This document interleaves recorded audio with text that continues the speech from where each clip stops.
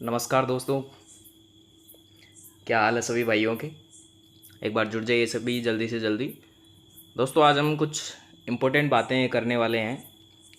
हम प्रिपरेशन करते हैं, हमें सालों लग जाते हैं, लेकिन पता नहीं किस रीज़न से हमारा जो है सिलेक्शन नहीं हो पाता है, तो उस बारे में आज हम बातें करेंगे।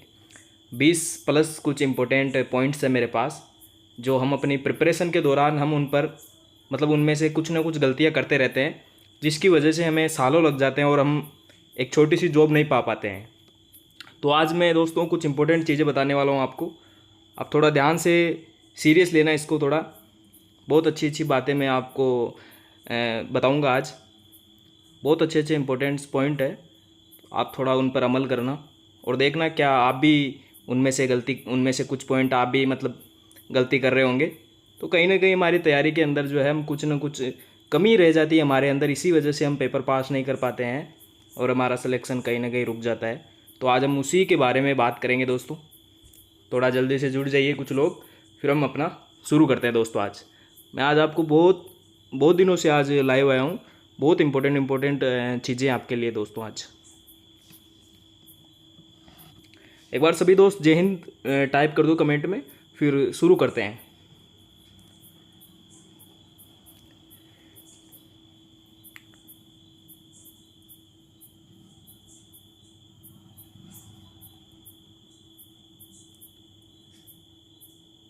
दोस्तों आपने देखा होगा कि आप प्रिपरेशन तो कर रहे हो, लेकिन कहीं ना कहीं आपका सिलेक्शन नहीं हो पाता है, बार बार एग्ज़ाम में फ़ेल हो जाते हो। उसके पीछे एक कारण है, हम में कुछ कमियां होती है, इस वजह से हम उस जॉब के जो उसका क्राइटेरिया है उसमें हम आ नहीं रहे हैं। मतलब जो रिक्वायरमेंट है वो अगर हम पूरी नहीं कर पा रहे हैं तो हम पास कैसे होंगे। ठीक है, तो आज उन्हीं पॉइंटों पर हम बातें करेंगे। चलो मैं शुरू करता हूँ दोस्तों। अगर आपको आज मैं जो पॉइंट आपको बताने जा रहा हूँ, अगर ये सारे पॉइंट आप अगर दिमाग में रखते हो और इनको अपने जीवन में अप्लाई करते हो, तो दोस्तों आप आसानी से कोई भी गवर्नमेंट जॉब अचीव कर सकते हो। ठीक है, मैंने आज का टॉपिक लिखा है कि हमें जो है कोई भी कम्पिटिटिव एग्ज़ाम अगर क्रैक करना है तो कैसे करना है, क्या करना है और कैसे करना है। आज हम 20 इंपॉर्टेंट पॉइंट जो है उनके बारे में चर्चा करने वाले हैं। मैंने लिखा भी है यहाँ पे कि अगर आप इनको अप्लाई करते हो अपनी ज़िंदगी में तो 100% आप कोई भी एग्ज़ाम क्लियर कर सकते हो। सबसे पहले दोस्तों हमारा एक टारगेट होना चाहिए। ठीक है, हम बहुत सारे एग्ज़ामों की एक साथ तैयारी करने लग जाते हैं, तो एक भी एग्ज़ाम की हम तैयारी अच्छे से नहीं कर पाते हैं। इसलिए सबसे पहले हमारा एक टारगेट होना चाहिए, हमारा एक गोल होना चाहिए कि हमें कुछ भी हो जाए, किसी भी हालत में हमें ये अपना टारगेट अचीव करना है। कोई भी भर्ती ले लो जो आपको अच्छी लगे, वो एक भर्ती रखो आप, बाकी साइड में अदर एग्ज़ाम देते रहो एक्सपीरियंस के लिए, बट टारगेट अपना एक रखो। उसके बाद में दोस्तों मैं बताता हूँ, आप कोई भी एग्ज़ाम की तैयारी करते हो, सबसे पहले ना उसका सिलेबस अपने साथ रखो। आपको वही पढ़ना है जो एग्ज़ाम में पूछा जाता है। पीएचडी नहीं करनी है, बहुत सारा कुछ नहीं पढ़ना है, वही पढ़ना है जो एग्ज़ाम में आता है। उसी को बार बार रिवाइज करो, मॉक टेस्ट लगाओ, आपका सब कुछ हो जाएगा। आगे देखो दोस्तों, केवल हार्ड वर्क से कुछ नहीं होता है, आपको स्मार्ट वर्क भी करना है। देखो स्टूडेंट क्या करते हैं, सिर्फ रटते हैं या फिर लंबे समय तक पढ़ते रहते हैं, तो वो कहते हैं कि भाई हम तो हार्ड वर्क कर रहे हैं। तो ऐसा नहीं होता है दोस्तों, स्मार्ट वर्क भी होना चाहिए, एक सही स्ट्रेटजी भी होनी चाहिए, तभी हम सिलेक्शन ले पाते हैं। ठीक है, केवल हार्ड वर्क से, केवल चीज़ों को रटने से नहीं होता है, चीज़ों को समझना पड़ता है, तब जाकर सिलेक्शन ले पाते हैं हम। आगे देखो दोस्तों, हम क्या है कि चीज़ों को रट्टाफिकेशन करते रहते हैं, रटते रहते हैं, और अगर क्वेश्चन सेम आ गया, हल्का फुल्का आ गया तो हम कर देते हैं। थोड़ा सा ट्विस्ट करके दे दिया एग्जामिनर ने, हम वहीं फिसल जाते हैं, वहाँ पर हम क्वेश्चन को नहीं कर पाते हैं क्योंकि हमने रटा है। अगर हम अपने जो कंसेप्ट दे रखा है उसको क्लियर करेंगे तो आपको बार बार रिवीजन करने की ज़रूरत भी नहीं पड़ेगी, एक बारी दो बारी में आपका क्लियर हो जाएगा। फिर आप बार बार मॉक टेस्ट लगाओ और अपना देखो कि मैं गलतियाँ कहाँ कर रहा हूँ, वो चीज़ें आपको देखनी है। आपको किताबें बार बार नहीं पढ़नी है, एक से दो बार अच्छे से समझो किताबों को, कंसेप्ट पढ़ो। किताब से समझ में नहीं आ रहा है, एक बढ़िया से टीचर ढूंढो यूट्यूब पर, उससे पढ़ो आप, और अपने नोट्स बनाओ और उनको बार बार रिवाइज करो। कहाँ पर गलती कर रहे हो वो ढूंढो, ये नहीं कि बार बार एक ही थ्योरी पढ़ता जा रहा हूँ, अपनी कमी क्या है उसका पता ही नहीं लगा रहा हूँ। तो ये सब बातें ध्यान रखनी है आपको। अगर आपका कंसेप्ट स्ट्रॉन्ग होगा, आपको कंसेप्ट आपने अच्छे से पढ़ रखा है तो क्वेश्चन कैसे भी आ जाओ आप उसको सोल्व कर दोगे। ठीक है, फॉर्मूला याद से नहीं होगा, फॉर्मूला याद नहीं करना है, केवल बहुत मतलब समझना भी है कि फॉर्मूला कैसे आया, तब आप बहुत सारा मतलब क्वेश्चन आसानी से अटैम्प्ट कर पाओगे।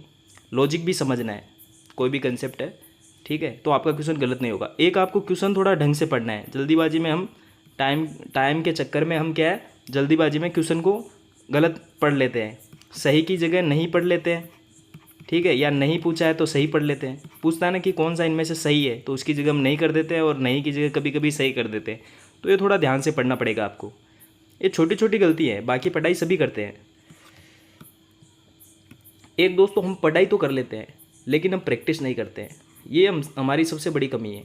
हमें MCQ लगाने चाहिए जो भी हमने, पहले तो मैं कहता हूँ टॉपिक वाइज पढ़ो, आप अपना सिलेबस टॉपिक वाइज पढ़ो, एक टॉपिक पढ़ा फिर उसके बाद में उसके MCQ लगाओ। इसी तरह आप पूरा सिलेबस कर लो अपना, और फिर है ना सिलेबस हो जाए तो फिर साथ में जो है मॉक लगाते रहो। अगर आधा सिलेबस भी हो गया आपका तो भी आप मॉक लगाते रहो। इधर प्रीवियस ईयर ज़रूर आपको देखना ही देखना है, और मॉक टेस्ट लगाने बहुत ज़्यादा से ज़्यादा। इतने मॉक टेस्ट लगा लो कि एग्ज़ाम में जब आप अपना एग्ज़ाम देने बैठो तो ऐसा लगे कि मैं मॉक दे रहा हूँ। मॉक टेस्ट देना बहुत ज़्यादा ज़रूरी है, केवल सिलेबस पूरा करना इंपॉर्टेंट नहीं है, मॉक टेस्ट देना, प्रीवियस ईयर क्वेश्चन करना, साथ में टॉपिक वाइज जो है मल्टीपल क्वेश्चन करना, वो बहुत ज़्यादा इंपॉर्टेंट है। प्रैक्टिस से ही आप जो है एग्ज़ाम में क्या कर पाओगे, स्पीड ला पाओगे और एक्यूरेसी ले पाओगे, ये बहुत ज़रूरी है। केवल पढ़ना इंपॉर्टेंट नहीं है दोस्तों, पढ़ सभी रहे हैं बट सिलेक्शन कुछ लोगों का हो रहा है। इसके पीछे कारण है, क्योंकि जिनका सिलेक्शन हो रहा है वो क्या कर रहे हैं, पहले अपना सिलेबस कर रहे हैं जल्दी टाइम में, उसके बाद में प्रीवियस ईयर क्वेश्चन देखना, आपको ज़्यादा से ज़्यादा मॉक टेस्ट लगाने हैं ज़्यादा से ज़्यादा, इनमें आपका टाइम का आपको पता चल जाएगा, और फिर आपका मतलब टाइम मैनेजमेंट हो जाएगा, स्पीड बढ़ जाएगी मैथ में, रीजनिंग में, और एक्यूरेसी भी आपको ध्यान रखनी है। जहाँ जहाँ आप गलती कर रहे हो, जिस टॉपिक में आप गलती कर रहे हो उसको आप अलग से नोट कर लो कि इस टॉपिक को मेरे को ज़्यादा पढ़ना है, इसके बार बार मुझे मॉक देने हैं ताकि एग्ज़ाम में मैं इस टॉपिक से गलती ना करूँ। और स्पीड भी आपको बहुत ज़्यादा बढ़ानी है। ठीक है, मैथ और रीजनिंग में आपको बहुत ज़्यादा स्पीड होनी चाहिए अगर आप SSC वगैरह की तैयारी करते हो तो। आगे देखो दोस्तों, आगे हमारा रिवीजन। हम एक बार थ्योरी पढ़ लेते हैं लेकिन रिवीजन को महत्व नहीं देते हैं, लेकिन आपको ज़्यादा से ज़्यादा रिवीजन करना है दोस्तों। ज़्यादा से ज़्यादा रिवीजन करोगे आपको दिमाग में सेट हो जाएगी चीज़ें, फिर आप बस मॉक लगाओ। रिवीजन करोगे तो आप एग्ज़ाम में होता है ना, क्वेश्चन में 2 ऑप्शन हम कट कर देते हैं, फिर 2 ऑप्शन में हम अटक जाते हैं। उसका रिवीजन, उसका कारण यही है कि हम क्या है यहाँ पे घर पर रिवीजन नहीं करते हैं, इस वजह से क्या होता है वहाँ पर कन्फ्यूजन होता है कि A होगा या B होगा।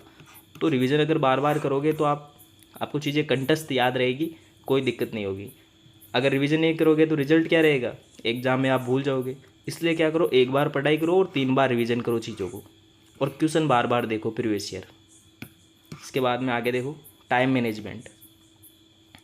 अब अभी दोस्तों जैसे मान लो कोई भी मैथ के क्वेश्चन ले लो, आप फिजिक्स के क्वेश्चन ले लो, एग्जामिनर का मतलब ऐसा रहता है कि वो 4 से 5 क्वेश्चन ऐसे देगा जिसमें स्टूडेंट फंस जाएगा और उन क्वेश्चनों को अपने ईगो पर ले लेता है कि मैं तो इनको सोल्व करके ही मानूंगा। ऐसा नहीं करना है दोस्तों। ठीक है, पहले हमें तो 25 में से 20 के आसपास क्वेश्चन भी सही कर रहे हैं तो बहुत अच्छी बात है। ठीक है, इनमें हमें नहीं फंसना है, पहले इजी क्वेश्चन करना चाहिए। पहले इजी क्वेश्चन करो, फिर थोड़े उससे बढ़िया वाले, फिर थोड़े मीडियम, और फिर हार्ड अगर आ रहे हैं तो ठीक है, नहीं तो उनको छोड़ दो। पहले इजी करना है, क्योंकि हर क्वेश्चन का नंबर तो एक ही रहता है ना, मार्क्स तो एक ही रहता है। लेकिन हम ईगो पे ले लेते हैं, टफ क्वेश्चन में फंस जाते हैं, हमारा टाइम चला जाता है, फिर हमारा सिलेक्शन रुक जाता है। तो इस चीज़ का ध्यान रखना।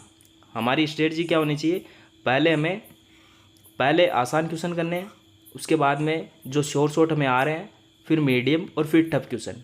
ठीक है, नेक्स्ट देखो दोस्तों, एग्ज़ाम टाइम में क्या होता है, हम या तो ओवर कॉन्फिडेंस हो जाते हैं या फिर नर्वस हो जाते हैं। ये दोनों चीज़ हमें नहीं करनी है। कुछ स्टूडेंट क्या सोचते हैं कि मुझे सब आता है, ठीक है, और फिर वो छोटी छोटी गलतियाँ कर देते हैं, और कुछ स्टूडेंट डर जाते हैं, इस कारण वो सिंपल क्वेश्चन गलत कर देते हैं, आपने देखा होगा। इसलिए एग्ज़ाम में क्या करना है, आपको बिल्कुल दिमाग को शांत रखना है, कॉन्फिडेंट रहना है कि मेरा हो जाएगा। दोस्तों हम घर पे क्या करते हैं, एक मॉक टेस्ट देते रहते हैं, लेकिन टेस्ट दे के छोड़ देते हैं। हमें उसका एनालाइज करना है, हमें देखना है कि हम किस सब्जेक्ट में हमारी मतलब नंबर कम आ रहे हैं, हमें देखना है कौन से मतलब क्या हम गलतियां कर रहे हैं, कहाँ पर हमें टाइम ज़्यादा लग रहा है। इसलिए मॉक टेस्ट का एनालाइज करना बहुत ज़्यादा ज़रूरी है। टॉपर्स हमेशा अपनी मिस्टेक से सीखते हैं और फिर अपनी स्ट्रेटजी सुधारते हैं। हम क्या करते हैं, एक बार एग्ज़ाम देकर आ जाते हैं, फिर हम देखते नहीं हैं कि भाई किस वजह से हम फेल हुए हैं, तो बार बार एग्ज़ाम देते रहो, फेल होते रहो, इससे कुछ नहीं होने वाला, हमारा समय ही बर्बाद होगा। इसलिए घर पे जितना मॉक टेस्ट देना है उतना मॉक टेस्ट दो और उनमें देखो गलती क्या कर रहे हो, ठीक है, और फिर अपनी कमी लिखो, एक बुक में कमी लिखो नोटबुक में और उसको पूरी करो और फिर मॉक दो। अब की बार वो गलती रिपीट नहीं होनी चाहिए। मैं बता रहा हूँ गारंटी के साथ आपका सिलेक्शन हो जाएगा दोस्तों। ये सारी गलतियाँ होती है जो हम छोटी छोटी कमी, मतलब हमारे अंदर कमियाँ होती है जो हम करते हैं और हमारा सिलेक्शन इन्हीं की वजह से रुकता है।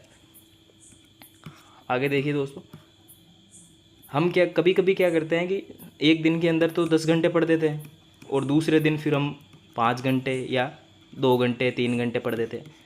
5 घंटे पढ़ो लेकिन रोज़ रोज़ पढ़ो दोस्तों, रोज़ पढ़ो लेकिन 5 घंटे पढ़ो। डेली पढ़ना ज़रूरी है, न कि एक दिन ज़्यादा पढ़ना, ठीक है। शॉर्ट ब्रश स्टडी नहीं करनी है हमें कंसिस्टेंसी के साथ में पढ़ाई करनी है। थोड़ा पढ़ो लेकिन डेली पढ़ो, ज़्यादा एक दिन में 10 घंटे से कुछ नहीं होने वाला। जब तक एग्ज़ाम है तब तक हमें रोज़ अपना नियम मान लो, जितना आप पढ़ सकते हो उतना पढ़ा करो। उसके बाद में दोस्तों आपको एग्ज़ाम के अंदर है ना, ये गलतियाँ करते हैं हम सब लोग, एग्ज़ाम के अंदर क्वेश्चन को जल्दीबाजी में हम गलत पढ़ लेते हैं और हमें आता हुआ क्वेश्चन गलत कर बैठते हैं हम एग्ज़ाम में। तो ये थोड़ा ध्यान रखना, आप क्वेश्चन को थोड़ा रीड केयरफुली करना है एग्ज़ाम के अंदर। एक दोस्तों बहुत सारे स्टूडेंट को कन्फ्यूज़न होता है कि क्या पढूँ क्या नहीं पढूँ। तो आपको जो पसंद आए एक टीचर पकड़ो और एक किताब पकड़ो, उसी को बार बार पढ़ो और प्रीवियस ईयर क्वेश्चन लगाओ बार बार, आपका सब कुछ हो जाएगा। यही आपका राइट सोर्स है। राइट सोर्स एक टीचर ले लो, आप एक टीचर पकड़ो और एक बुक पकड़ो, उन्हीं से पढ़ो, ज़्यादा इधर उधर मत भागो। ये भी पढ़ लूँ वो भी पढ़ लूँ, नहीं पढ़ पाओगे। इंसान हो, एक टाइम पर एक चीज़ ही पढ़ सकते हैं हम, ठीक है। और अपने नोट्स ज़रूर बनाओ, ठीक है, नोट्स बनाओ, लिमिटेड पढ़ो और ऑथेंटिक मटेरियल पढ़ो, ठीक है। बहुत ज़्यादा पढ़ने की ज़रूरत नहीं है। एक बंदा होता है जो कम पढ़कर भी सिलेक्शन ले लेता है, एक बहुत सारा आता है लेकिन सिलेक्शन नहीं ले पाता है। तो राइट सोर्स ज़रूर आपके पास होना चाहिए। नेक्स्ट है दोस्तों, करंट ट्रेंड आप इग्नोर कर देते हो। आप देखते हो कि प्रीवियस ईयर जो है, प्रीवियस ईयर हमें एक तरीका बताते हैं कि ऐसा ऐसा एग्जाम में क्वेश्चन पूछा जाता है। तो इसका मतलब ये तो नहीं है कि सारा पैटर्न वैसा ही आएगा जो पहले आया है, इसलिए पैटर्न जो है वो बदलता रहता है, ठीक है। तो हमें पैटर्न को इग्नोर नहीं करना है। सिलेबस में जो जो चीज़ें दे रखी है वो सारी पढ़ के जानी है। ये नहीं है कि कभी कभी होता है 3-4 सब्जेक्ट दे रखी है, एक सब्जेक्ट से कम पूछता है तो हम सोचते हैं अगली बार इससे कम पूछेगा। ऐसा नहीं होता है, हमें चारों सब्जेक्टों को बराबर वेटेज से पढ़ना है। ये बात ज़रूर ध्यान रखना आप। स्टूडेंट सिर्फ पुराना तरीका अपनाते हैं, नए ट्रेंड वाले क्वेश्चन में फंस जाते हैं। तो समझ गए आप, नया ट्रेंड मतलब नए क्वेश्चन टाइप भी बना सकते हैं। आपको अपना कंसेप्ट क्लियर करके रखना है बस अच्छे से, और सेल्फ एनालाइज करा करो आप। मतलब आपकी क्या कमी है, आपकी क्या स्ट्रेंथ है उसको कम पढ़ो, वीकनेस है उसको ज़्यादा पढ़ो, अपने आप एग्जाम में पास होगे। किसी का मैथ वीक है तो वो क्या करता है, मैथ को नहीं पढ़ता है, जो उसको आता है उसी को बार बार पढ़ता रहता है। सिलेक्शन कहाँ होगा, वो तो एक तरीके की आत्मसंतुष्टि है। तो ये ज़रूर थोड़ा ध्यान रखना है दोस्तों, इसी वजह से हम एग्ज़ाम पास नहीं कर पाते हैं। एक प्रॉपर नींद लेना ज़रूरी है, प्रॉपर अपनी हेल्थ और नींद ये ज़रूरी है दोस्तों। केवल रात भर जाग कर पढ़ते रहते हैं, समझ में कुछ नहीं आ रहा है तो कोई मतलब नहीं है, ठीक है। पढ़ो तब जब आपका दिमाग बहुत अच्छा हो, आप बिल्कुल फ्रेश हो, तब आपको पढ़ाई करनी चाहिए। स्ट्रेस लेकर पढ़ाई नहीं होती है दोस्तों। आगे देखो, आप है ना जो भी गलती करते हो उसको एक नोटबुक रखो, उसके अंदर आप अपनी गलतियाँ लिखते रहो, ताकि आपको पता चले कि ये गलती इस बार की है तो अगली बार ये गलती नहीं करनी है। तो नोट बनाते रहो, अपनी गलतियाँ ज़रूर लिखो। नोट्स बनाते ही नहीं है या बहुत लंबे और बोरिंग नोट्स बना लेते हैं, इसलिए अपने जो भी पढ़ते हो अपने हिसाब से शॉर्ट नोट्स बनाओ, क्रिस्प नोट्स बनाओ, ताकि रिवीजन आसानी से कर सको। और अपनी गलतियाँ ज़रूर लिखना है।